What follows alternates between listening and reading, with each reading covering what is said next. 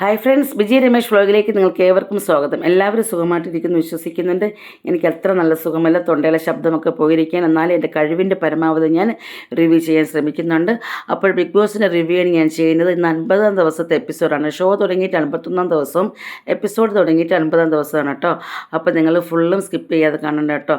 കണ്ണാരെ കണ്ണാരെ കടമ്പ് മരം പുത്തില്ലേ, ആ പാട്ടാണ് ഇട്ടിരിക്കുന്നത് ഡാൻസ് കളിക്കാനായിട്ട്. ആദ്യമായിട്ടാണ് നിങ്ങൾ എൻ്റെ ചാനൽ കാണുന്നതെങ്കിൽ പ്ലീസ് ഒന്ന് സബ്സ്ക്രൈബ് ചെയ്യാൻ മറക്കല്ലേ. അപ്പോൾ രതീഷും ജിൻഡോയും കൂട്ടിയുള്ള ഒരു കിച്ചണിൽ ഒരു സൗഹൃദ സംഭാഷണം. രതീഷ് ചോദിക്കുന്നുണ്ടോ, എവിടെ നിന്നാണോ ഞാൻ തുടങ്ങേണ്ടത്? അപ്പോൾ ജിൻഡോ പറഞ്ഞു, അതൊക്കെ പയ്യെ വന്നോളും, നിങ്ങൾ എന്നെ ഏൽപ്പിച്ച കാര്യം ഞാൻ കൃത്യമായിട്ട് ചെയ്തു വെച്ചിട്ടുണ്ട്. ഞാനിവിടെ ഒരു നാട്ടുരാജാവായിട്ടൊക്കെ ആയിട്ടുണ്ട്, അപ്പോൾ അതങ്ങ് മെയിൻറ്റെയിൻ ചെയ്താൽ മതി, പ്രശ്നങ്ങളൊന്നും ഉണ്ടാക്കേണ്ടത് താനേ വരും എന്ന രീതിയിലാണ് രണ്ടുപേരും ചിരിച്ച ആ സംഭാഷണം അവിടെ കഴിഞ്ഞിരിക്കുന്നത്.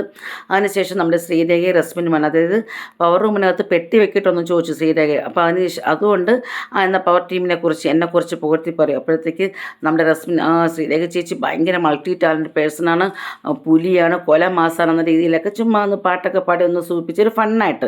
അതിനുശേഷം ലിവിങ് റൂമിൽ ബിഗ് ബോസ് നമ്മുടെ റസ്മിൻ അഭിനന്ദിക്കുന്നുണ്ട് 50-ാം ദിവസത്തെ ക്യാപ്റ്റൻ ആയതിൽ. അതുപോലെ തന്നെ ശ്രീധുവിൻ്റെ അടുത്ത് പറയുന്നുണ്ട്, നിങ്ങൾ ബാഡ്ജ് ധരിപ്പിക്കണം. പഴയ ക്യാപ്റ്റൻ എപ്പോഴും അങ്ങനെയാണല്ലോ, പുതിയ ക്യാപ്റ്റനെ ബാഡ്ജ് ധരിപ്പിക്കും. എന്നിട്ടൊരു ഹഗ്ഗൊക്കെ ചെയ്തിട്ട് ഒരാഴ്ച ഞാൻ ചെയ്തത് നിങ്ങൾ അതുപോലെ ചെയ്യൂ എന്ന രീതിയിൽ രണ്ടുപേരും അങ്ങനെ അഭിനന്ദിക്കുന്നുണ്ട്. അതിനുശേഷം നമ്മൾ ബിഗ് ബോസ് അനൗൺസ്മെൻറ്റ് ചെയ്യുന്നുണ്ട്, ആരെങ്കിലും രണ്ടുപേർ ചേർന്നിട്ട് റസ്മിൻ നിങ്ങൾ സ്റ്റോർ റൂമിൽ പോകാനായിട്ട്. അങ്ങനെ അർജുനൊക്കെ ആയിട്ട് പോയ സമയത്ത് അവിടുത്തെ ടാങ്ക് നിറയെ എല്ലാവർക്കും ജ്യൂസൊക്കെ കലക്കി ഗ്ലാസ്സൊക്കെ ആയിട്ട് വെച്ചിട്ടുണ്ട്. ഒരു ടാസ്ക് ലെറ്റർ പോലെയും വെച്ചിട്ടുണ്ട് കേട്ടോ. അപ്പോൾ റസ്മിൻ വന്ന് അത് വായിക്കുന്നുണ്ട്. നമ്മുടെ ടാങ്കിനെ കുറിച്ചിട്ടുള്ളതാണ്. ടാങ്ക് എന്താ പറയുക, നല്ല ഊർജ്ജസ്വലതമായിട്ട് ഞങ്ങൾക്ക് എല്ലാവർക്കും വീട്ടിലെല്ലാവർക്കും ഇഷ്ടപ്പെടുന്നത്, പണ്ട് വർഷങ്ങളെ ഉണ്ട് ഞങ്ങൾ ഉപയോഗിക്കുന്നതാണ് കേട്ടോ. അടിപൊളിയാണ്. അപ്പോൾ എന്തായാലും നല്ല എന്താ പറയുക ടേസ്റ്റാണ്. പിന്നെ ഓറഞ്ച് ഫ്ലേവറിലും മാംഗോ ഫ്ലേവറിലൊക്കെ ഉണ്ട്.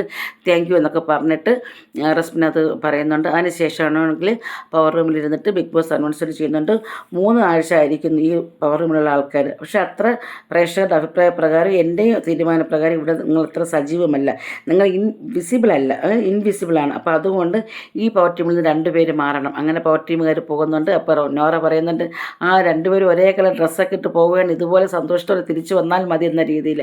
അങ്ങനെ പവർ ടീമുകാർ ഡിസ്കഷൻ ചെയ്ത് എടുത്തിരിക്കുന്ന വേറെ ആരുമല്ല, ഗബ്രിയും ഋഷിയും പുറത്ത് പോകാമെന്നാണ്. അപ്പോൾ ഋഷി പറയുന്നത്, ഗബ്രി പോകുന്നുണ്ട്, ഞാനും ഇപ്പോൾ നിങ്ങൾ സ്ട്രോങ് പേഴ്സണാണ് ശ്രീരേഖ ശരണി, നിങ്ങളിവിടെ ഉണ്ടായിരിക്കണം എന്ന രീതിയിൽ അവർ നല്ല സന്തോഷത്തോടെ വന്നിട്ട് ഞങ്ങൾ ഗബ്രിയും ഋഷിയുമാണ് ഇവിടുന്ന് പവർ റൂമിൽ നിന്ന് പുറത്തു പോകാൻ ആഗ്രഹിക്കുന്നത് എന്ന രീതിയിൽ ശരണ്യ ബിഗ് ബോസിനെ അറിയിക്കുന്നുണ്ട്. അതിനുശേഷം ബിഗ് ബോസ് പറയുന്നുണ്ട്, എന്നാൽ ഇനി അടുത്തെന്ന് ഈ 2 പേര് പവർ റൂമിൽ ഇറങ്ങിയല്ലോ, അപ്പോൾ ഇനി അടുത്ത് 2 പേര് പവർ റൂമിൽ കയറണമല്ലോ. അപ്പോൾ നമ്മൾ ജിൻഡോ ഉറക്കം ഇങ്ങനെ ഒരുക്കിപ്പുണ്ട്. അപ്പോൾ നിങ്ങൾക്ക് ആർക്കെങ്കിലും ഇനി പവർ റൂമിൽ കയറണമെന്ന് ആഗ്രഹമുള്ളവർ എണീക്കാൻ പറഞ്ഞപ്പോഴത്തേക്ക് ജിൻഡോ ഉറക്കമെല്ലാം കഴിഞ്ഞ് അങ്ങനെ സ്ട്രെച്ചൊക്കെ ചെയ്ത് എണീറ്റ് നിൽക്കുന്നുണ്ട്. അപ്പോൾ നന്ദന, സായി, അതുപോലെ തന്നെ നമ്മുടെ സിജോ, പിന്നെ ജാസ്മിൻ, ജിൻഡോ, ഇവർ 5 പേരുമാണ് ഈ പവർ റൂമിൽ ആക്ടിവിറ്റി ഏരിയയിൽ പോയിട്ട് സംവാദം നടത്തണം. അത് അവരവരെ കാര്യങ്ങൾ പറഞ്ഞിട്ട് സമാധാനം ചെയ്യണം. അപ്പോൾ നന്ദന ജിൻഡോ എന്ന് പറയുന്നത്, സിജോയും അതുപോലെ ജിൻഡോയും പിന്നെ സായിയും കൂടെ ജാസ്മിനെ പറഞ്ഞു. അങ്ങനെ ആദ്യം ജാസ്മിനാണ് ഔട്ടാകുന്നത്, അതിനുശേഷം ജിൻഡോ ഔട്ടാകുന്നു, അതിനുശേഷം സായി നന്ദനയും കൂടി സിജോയെ ഔട്ടാക്കുന്നു. അപ്പോൾ സായിയും പിന്നെ നമ്മുടെ നന്ദനക്കുട്ടിയുമാണ് പവർ റൂമിൽ കയറിയിരിക്കുന്നത്. ക്യാപ്റ്റൻ അവരെ ബാഡ്ജൊക്കെ ധരിപ്പിക്കുന്നുണ്ട്. അതിനുശേഷം ബിഗ് ബോസ് ചോദിക്കുന്നുണ്ട് റസ്മിനടുത്ത്, ശ്രീതു അതുപോലെ തന്നെ ഗബ്രി, ഋഷി അവരൊക്കെ ഏത് ടീമിലാണ് ഇടുന്നത് എന്നുള്ളത്. അപ്പോൾ ഡെന്നിലാണ് നമ്മൾ ശ്രീധുവിനെ ഇട്ടിരിക്കുന്നുണ്ട് കിച്ചൺ ടീമിന്. നെക്സ്റ്റ് ടീമിനകത്ത് ഗബ്രീനാണ് ഇട്ടിരിക്കുന്നത്, അവർ ഫ്ലോർ ടീമാണ്. അതുപോലെ ടണൽ ടീമിനകത്ത് ഋഷി ഇട്ടിരിക്കുന്ന ഒരു ബാത്റൂം ടീമാണ് കേട്ടോ.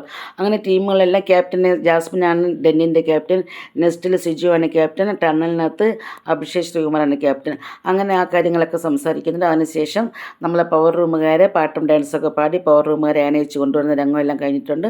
അപ്പോൾ നമ്മൾ ഈ ആഴ്ച ബ്രദർ ആൻഡ് സിസ്റ്റർ എന്ന രീതിയിൽ നമുക്ക് മുന്നോട്ട് പോകാമെന്ന രീതിയിൽ അവരിങ്ങനെ പറഞ്ഞ സമയത്ത് രതീഷ് തലയിരുന്നു കേട്ടോ. തറയിരുന്നിട്ട് പറഞ്ഞു, ഒരു പഴയ കണ്ടസ്റ്റ് എന്ന രീതിയിലും ഇപ്പോഴിരുന്ന ഗസ്റ്റ് എന്ന രീതിയിൽ ഞാൻ പറയുകയാണ്, പഴയ പവർ റൂമിൻ്റെ പ്രവർത്തനങ്ങൾ കണ്ടു മടുത്തു, നിങ്ങൾ മറ്റ് ടീമിനെ അനുകരിക്കാതെ പുതിയ രീതിയിൽ നിങ്ങളൊരു തീരുമാനം എടുക്കണം എന്ന രീതിയിൽ സംസാരിക്കുന്നു. അടുത്ത റസ്മിൻ വന്ന് പറഞ്ഞു, നിങ്ങൾക്കവിടെ തർക്കങ്ങളാകാം, പക്ഷെ ഒരു കുഴപ്പമില്ല, ബിഗ് ബോസ് പറയുന്നത് പോലെ അതിൽ കിടക്കരുത്. ഈ സമയം ജിൻഡോ പറയുകയാണ്, അതെ എന്നെ മാത്രം പറയുന്നു, ഞാൻ മാത്രമല്ല, അന്നത്തെ ഗെയിമിൽ അഭിഷേക് ശ്രീകുമാരും എന്നെ ഉപദ്രവിച്ചു അല്ലെങ്കിൽ എന്നെ പേര് പിടിച്ചിട്ടുണ്ടെന്ന രീതിയിൽ. അപ്പോൾ ഋഷി ഇടപെടുന്നുണ്ട്, പിന്നെ എന്ന് പറയുമ്പോൾ നമ്മുടെ സായി പവർ ടീമുകാരൊക്കെ പറഞ്ഞിട്ട് ഋഷി ഒന്ന് സമാധാനിപ്പിക്കുന്നു. ജിൻഡോ പറഞ്ഞു, നീ ആരാടെ പേടിപ്പിക്കുന്നത് എന്ന രീതിയിലൊക്കെ ചെറിയൊരു ജഗട വന്നു. അതവിടെ കൂളായിട്ട് പോയിട്ടുണ്ട്. അതിനുശേഷം ബിഗ് ബോസ് അനൗൺസ് ചെയ്യുന്നുണ്ട് പവർ ടീമുകാർ ആരെയാണ് ഡയറക്റ്റ് നോമിനേഷൻ ചെയ്യുന്നത്. അപ്പോൾ നോമിനേഷനാണ് അടുത്ത് വരുന്നത്. അപ്പോൾ അങ്ങനെ പവർ ടീം അവർ റൂമിനകത്ത് പോയി ഒന്ന് ഡിസ്കസ് ചെയ്തു. ഗബ്രിയും ജിൻഡയൊക്കെ അവരെ വന്നെങ്കിലും അവരല്ലാതെ തന്നെ നോമിനേഷനിൽ വരുമെന്ന് പറഞ്ഞിട്ട് ജാസ്മിനെയാണ് സജസ്റ്റ് ചെയ്തിരിക്കുന്നത്. വേറെ ഒന്നുമല്ല, കഴിഞ്ഞ ആഴ്ചയിൽ ജോലിയിൽ അത്ര ആക്റ്റീവ് ആയിരുന്നില്ല രീതിയിൽ. അപ്പോൾ ഈ ആഴ്ച ഡയറക്റ്റ് നോമിനേഷൻ അഭിഷേക് ശ്രീകുമാറും അതുപോലെ ജാസ്മിനും ഉണ്ട്. മറ്റുള്ളവർ നമ്മൾ അൻസിബയ്ക്കും പിന്നെ ജിൻഡോയ്ക്കൊക്കെ 7 വോട്ട് വീതം കിട്ടിയിട്ടുണ്ട് കേട്ടോ. അൻസിബ, അപ്സര, അർജുൻ, ജിൻഡോ, റഷി, ഗബ്രി, സിജോ, നോറയൊക്കെ നമ്മുടെ ഈ ആഴ്ചത്തെ എവിക്ഷനിൽ വന്നിട്ടുണ്ട്. നിങ്ങൾക്ക് ഇഷ്ടപ്പെടുന്നവർക്ക് വോട്ട് കൊടുത്തൊക്കെ വിജയിപ്പിക്കുക. അതിനുശേഷം ചൂരൽ കഷായം എന്നാണ് നമ്മുടെ ടാസ്കിൻ്റെ പേര്. വേറൊന്നുമല്ല, ഗാർഡൻ ഏരിയക്കകത്ത് ഒരു സ്റ്റിക്കുണ്ട്, കുറച്ച് പ്രോപ്പർട്ടി കാലിൽ കെട്ടാവുന്ന ഒരു പ്രോപ്പർട്ടീസ് ഉണ്ട്, അതായത് ബ്ലൈൻഡ്സ് ഉണ്ട്, കണ്ണ് കെട്ടുക. റെസ്മിനാണ് ആദ്യം ചെയ്യേണ്ടത്. കണ്ണ് കെട്ടുക. കണ്ണ് കെട്ടിയതിന് ശേഷം ഒരു വരയുണ്ടല്ലോ, ഈ വരയ്ക്ക് പുറത്ത് പോകാൻ പാടില്ല. അതിനുശേഷം കാലിൽ ചിലങ്ക് പോലെ കെട്ടി എല്ലാവരും ഓടും. അപ്പോൾ ഇതിൽ സ്റ്റിക്ക് വെച്ച് അടിക്കുക. അടി കൊള്ളുന്നവരൊക്കെ ഔട്ടാവുക. അതുപോലെ വരയ്ക്ക് വെളിയിൽ പോകുന്നവരും പുറത്താകും. അങ്ങനത്തെ ഒരു ടാസ്ക്കാണ്. അങ്ങ് ആദ്യം തന്നെ വരയ്ക്ക് പുറത്ത് പോയിരിക്കുന്നത്, വരയ്ക്ക് വെളിയിൽ വന്നിരിക്കുന്നത് വേറെ ആരുമല്ല, ജാസ്മിനാണ്. അങ്ങനെ ഓരോരോ അംഗങ്ങളായിട്ട് അടി കൊണ്ടും വരയ്ക്ക് വെളിയിലൊക്കെ പോയി പുറത്ത് പോയി. പക്ഷേ അവസാനം നമ്മുടെ ശ്രീതു അതുപോലെ തന്നെ അപ്സര, അർജുനാണ് കേട്ടോ. അങ്ങനെ ശ്രീതു അർജുനും വരയ്ക്ക് വെളിയിൽ പോയി. അടി കൊള്ളാതെ നിന്നത് വേറെ ആരുമല്ല, അപ്സരയാണ്. അടിപൊളിയായിരുന്നു കേട്ടോ ഗെയിം. ഒരു ഫൺ പോലെയാണ് കേട്ടോ, ചൂരൽ കഷായം.